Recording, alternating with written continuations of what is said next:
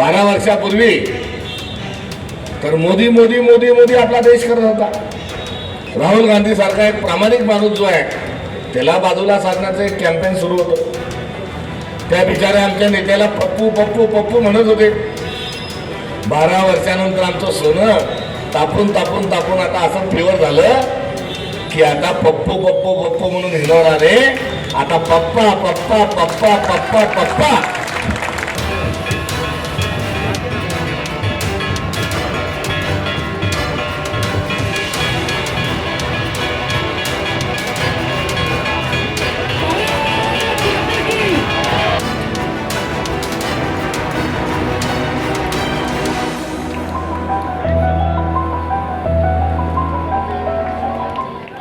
घालू शकेल, घरावर छत कसं टिकेल, या एका जीवनाशी निगडीत असणाऱ्या एका प्रश्नाची चिंता आज देशात आहे.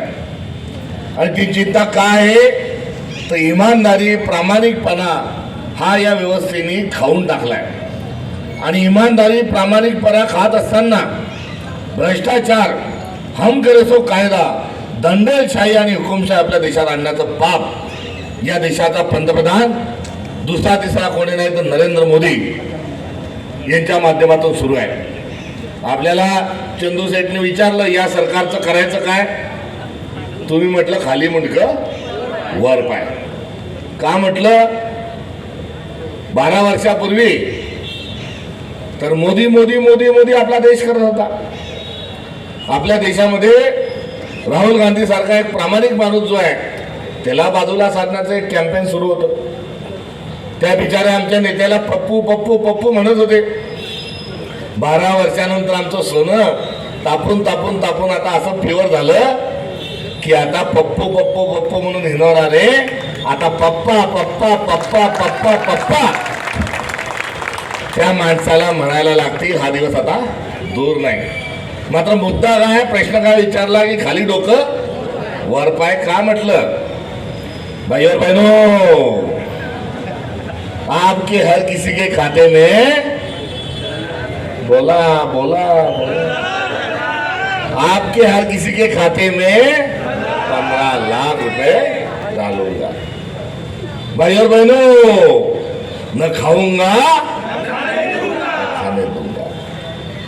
भाई और बहनों, हर साल 2 करोड़ रोजगार मैं नौकरियां दूंगा. भाई और बहनों, किसान भाइयों, जो जिसका किसानी का जितना लागल मूल्य होगा उससे 1.5 गुना फसल को दाम दे दूंगा. महिलाओं को सुरक्षित रखूंगा. बेटी बचाओ बेटी पढ़ाओ अभियान सुरू करूंगा. अजून काय काय काय काय काय काय त्या बाबांना सांगायला टाइम लागल. पाऊस येऊन जाईल पण माझं म्हणणं संपणार नाही. हे कोणी म्हटलं, मी म्हटलं का, याच्यातला एखादा शब्द खोटा आहे का. असं म्हणणारा एक थोतांड माणूस, खोटाडा माणूस, लबाड माणूस आणि दलिंदर माणूस कोण आहे. कोणी आला दलिंदर. काय टाइम आला. आता हा दलिंदर माणूस या देशाचा पंतप्रधान झालाय. आणि काय चाललंय तर मावल्या आहेत अर्ध्या, त्यांना सांगतात आहे की भाजीला फोडणी देशील माय तर तेल जरा कमी टाक. हे कोण सांगू राहिलं. काट कसर करा आणि भाजीत फोडणी देताना तेल कमी टाका, कमी तेलाची फोडणी द्या. हे कोण सांगू राहिला. देशाचा पंतप्रधान सांगू राहिला.